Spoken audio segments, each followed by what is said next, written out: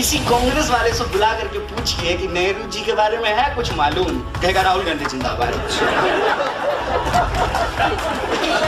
अपनी अच्छाई वो स्वयं नहीं बताते हैं, बुराई तो बताने के लिए है। कौन? राष्ट्रीय स्वयंसेवक संघ स्वयं की सेवा करते रहते हैं। इतना झूठ कि पुराना देश क्या था वो पता ही नहीं था। नया फिर जो करे वो जो मन करे वो बता दीजिए, जो मन करे वो गिना दीजिए।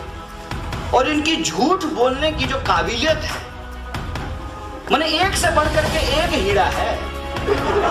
पात्रा को देख के दुखी मत होइए, एवरेज प्लेयर है वो, उसे बड़ा आदमी है। ऐसा क्या हुआ कि मनमोहन सिंह जी खराब हो गए और मोदी जी अच्छा हो गए? Manmohan Singh is the person who has started the neoliberal design. He is the main architect. तो मनमोहन सिंह खराब कैसे हो गए? ऐसा क्या हुआ? एक लेवल के बाद कांग्रेस वेलफेयरिज्म को पूरी तरह से छोड़ नहीं सकती है, उस पर बहुत पाप है, मैं उसको डिफेंड नहीं करने जा रहा हूं। लेकिन एक पॉइंट के बाद पूरी तरह से वो वेलफेयरिज्म से अपने आप को डिपार्ट नहीं कर सकता है। क्यों? तो फिर जिस लेगेसी के चलते आज वो कांग्रेस है, उस लेगेसी का क्या करेगा? गांधी को मारने का आरोप राइट विंग पे, और गांधी को जिंदा नहीं रखने का आरोप कांग्रेस पे। दिखाने के लिए भी यदि गांधी को जिंदा रखना है तो आप वेलफेयरिज्म से पूरी तरह से कैसे डिपार्ट कर सकते हैं? जो फ्रीडम स्ट्रगल की लेगेसी है, उस लेगेसी को आप कंप्लीटली कैसे गिव अप कर सकते हैं? इसलिए मनमोहन सिंह देर से ही सही इस देश में सिखों से माफी मांग लिए। मोदी जी कभी भी मुसलमानों से माफी नहीं मांगेंगे, हमसे लिखवा लीजिए इस बात को। अब सवाल यह है कि मोदी जी आए क्यों? मोदी जी को अमेरिका ने वीजा देने से मना कर दिया था। कितना बार ये कोशिश की है कि एक बार देखाएं, दिया ही नहीं। और जब दे दिया तो कहते हैं यहीं रहने दो, अच्छा लगता है, कौन देश जाएगा। ऐसा क्या हुआ कि वीजा ही नहीं, तो उसको तो आप लोगों का पासपोर्ट होगा ब्लू कलर का, उनका लाल कलर का बना है, डिप्लोमेटिक पासपोर्ट बना होगा। कैसे? तो मैं यहाँ पे उस वक्त भी हम में से बहुत सारे लोग, अन्ना जी का जब आंदोलन हुआ था ना, तो बोले थे कि जेपी का दूसरा आंदोलन हो रहा है। जेपी का जब पहला आंदोलन हुआ था तब भी दुनिया में कुछ हो रहा था, और जेपी के पहले आंदोलन के बाद ही इस देश में नव उदारवाद की शुरुआत हुई थी। इस बात से कोई इनकार नहीं कर सकता है। नई शिक्षा नीति, नई आर्थिक नीति, सब कुछ नया हो गया था। अब फिर से नया हो रहा है, बस याद दिला रहे हैं आपको। न्यू इंडिया, ये ओल्ड क्या था, उससे न्यू अलग क्या होगा? पहले ओल्ड तो समझ लें, इसमें न्यू क्या होगा। अन्ना जी के आंदोलन में सबसे पहले स्वयं अन्ना जी ने कहा कि इस देश को मोदी जैसा प्रधानमंत्री का जरूरत है। याद कर लीजिएगा, चेक कर लीजिएगा अगर हम फैक्ट गलत बोल रहे हो। जनरली हम बोलते नहीं है, क्योंकि मेरा झूठ बोल करके कोई पॉलिटिकल एम्बिशन प्राप्त करने का प्लान नहीं है। सबसे पहले अन्ना जी ने देश में लिया, और विदेश में कहां नाम लिया गया? न्यूयॉर्क स्ट्रीट में, कि मोदी जैसा व्यक्ति भारत की इमर्जिंग इकोनॉमी को लीड कर सकता है। और फंडिंग हुई, मोदी जी के नाम पे फंडिंग नहीं हुई थी, कांग्रेस को गाली देने के लिए फंडिंग हुई थी।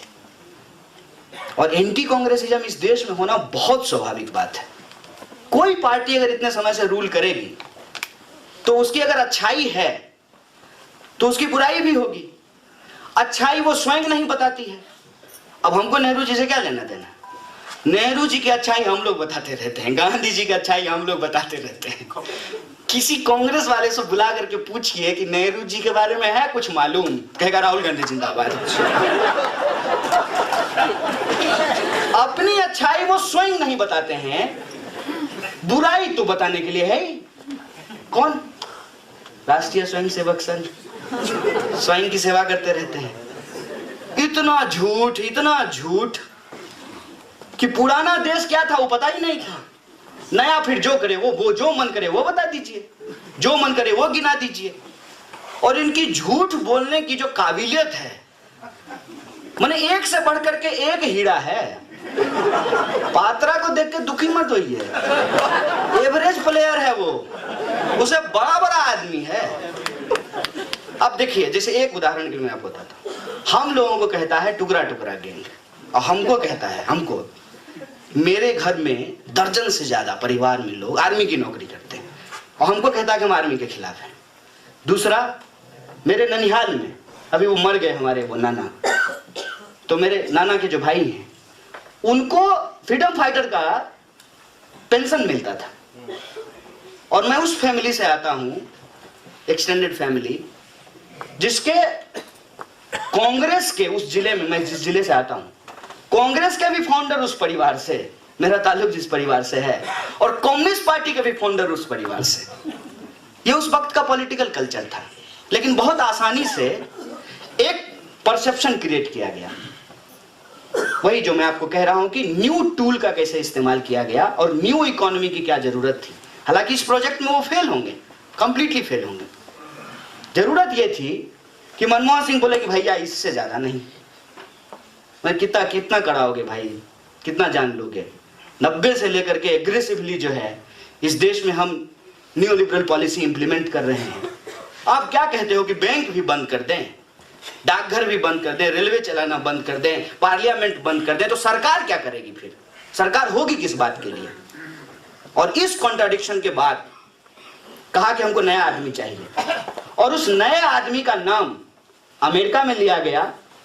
और अमेरिका की फंडिंग से जो आंदोलन यहां शुरू हुआ, एंटी मनमोहन सिंह मूवमेंट।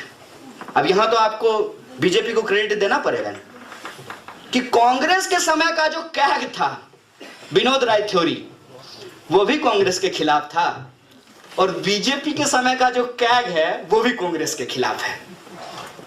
तब भी लोगों को समझ में नहीं आता है कि ये खेल है। थोड़ा सा इंसान यदि लॉजिकल हो जाए तो इस बात को समझ लेगा कि जब कांग्रेस सरकार में थी तो इस देश की बदहाली के लिए वो जिम्मेवार थे, और जब बीजेपी सरकार में है तब भी इस देश की बदहाली के लिए वही जिम्मेवार है। जब ये विपक्ष में थे और कोई हमला होता था तो ये सरकार पे हमला करते थे, आज सरकार में है तब ये विपक्ष पे हमला कर रहे हैं। ऐसे डेमोक्रेसी चलती है। और ये सब चीज हम लोग खरीद रहे हैं। ये सब चीज हम लोग क्यों खरीद रहे हैं? क्योंकि हम भी परसेप्शन के शिकार हैं। क्योंकि हमको जिस तरीके से कंट्रोल किया जा रहा है उस पूरे के पूरे स्ट्रक्चर को हम नहीं समझ पा रहे हैं।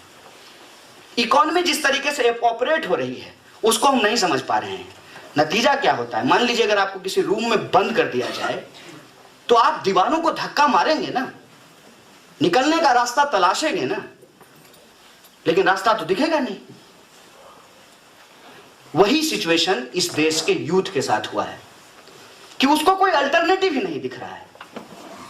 उसको लग रहा है, क्योंकि वो इसी एजुकेशन सिस्टम में वो ट्रेंड हुआ है कि इस देश की बदहाली के लिए कांग्रेस जिम्मेवार है। इस एजुकेशन सिस्टम में वो ट्रेंड हुआ है।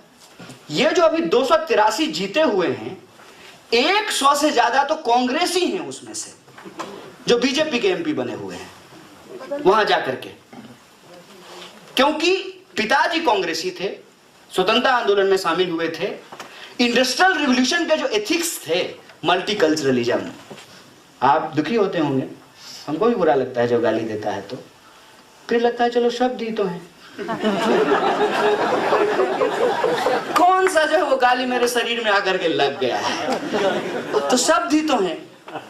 लेकिन वो जो वर्चुअल वर्क है वहां एम्प्लॉयमेंट जनरेट हो रहा है।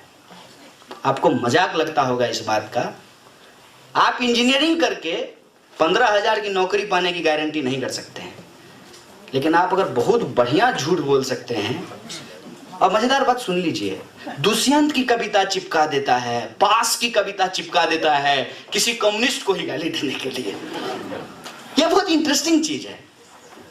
और गाली देने का एक रोजगार है, एक एम्प्लॉयमेंट सिस्टम है। वो उसके लिए सेंटर खोले जाते हैं अलग अलग शहरों में। अभी आप देखेंगे चुनाव आएगा, फिर से सेंटर खुल गए होंगे। बकायदा एक मोबाइल दिया जाता है, 10,000 रुपया दिया जाता है, जिनका काम है कि आप कुछ लोगों को डिफेम कीजिए। कश्मीर से कन्याकुमारी तक भारत में बहुत सारे अंतर विरोध हैं, लेकिन एक मामले में यूनिटी है, गाली में। वहां जो प्रोग्रेसिव है उसको भी वही गाली मिल रही है कश्मीर में, जो गाली कन्याकुमारी में प्रोग्रेसिव है उसको मिल रही है, सेम कंटेंट के साथ। अब बताइए, कहता है वामपंथी कीड़ा, अगले ही पोस्ट में कहेगा तुम लोग तो खत्म हो गए। तो खत्म हो गए तो गाली क्यों दे रहे हो? जब हम हैं ही नहीं इस दुनिया में, तो फिर इतना सीरियसनेस किस बात का? हमको बोला एक दिन टीवी स्टूडियो में एक पत्रकार, अच्छा टाई वाई लगाए हुए था, कि आप लोग तो खत्म हो गए हैं। हम बोले हाँ, मेरी आत्मा बैठी हुई है, भूत बैठा हुआ है। खत्म हो जाती है कोई विचारधारा, उसका मूल्यांकन इस आधार पे होगा कि आप पार्लियामेंट में हैं कि नहीं है। इस बात पे होगा कि उस डिस्कोर्स में दुनिया के नए सवालों को शामिल किया गया है कि नहीं शामिल किया गया है। और नया सवाल यह है, पॉलिटिकल अल्टरनेटिव यह है कि नियो लिबरल डिजाइन पे चल करके जो अभी का है, आप इस इकोनॉमिक क्राइसिस से नहीं निकल सकते हैं। मैंने रसगुल्ला खाते खाते आप डायबिटीज को ठीक कर लेना चाहते हैं, ये कैसे संभव होगा? विज्ञान और तर्क के विरुद्ध है ये। बाजार का एग्रेसिवनेस मार्केट और इकोनॉमी की डाइवर्सिटी को खत्म कर रहा है। और इसका एक उदाहरण मैं आपको बताता हूं, कैसे सरवाइव करेगा इतना बड़ा जो डिमांड और सप्लाई का कॉन्ट्राडिक्शन क्रिएट हो जाएगा। आपके यहाँ शादी में पंजाब में भी अब लोग कोका कोला पीते होंगे, हमारे यहाँ भी पीते हैं, कितना भी आप हमको पिछड़ा मान लीजिए। क्यों? क्योंकि मार्केट ने मोनोपोली एस्टेब्लिश कर दी। बिहार में भी लोग सत्तू पीना बंद कर दिए, और पंजाब में भी लोग धीरे धीरे लस्सी पीना बंद कर देंगे। और हम गए एक बार, जो है हमारे एक परिचित हैं यहाँ पे, हम बोले बड़ा खुश हुए कि पंजाब आए हैं, लस्सी पिलाइए। तो बोले हम लोग खुद ही पीना बंद कर दिए। बोले अरे यार, ये तो जो है तुझे देखा तो ये जाना सनम फिल्म टाइप का अनुभव हो रहा था,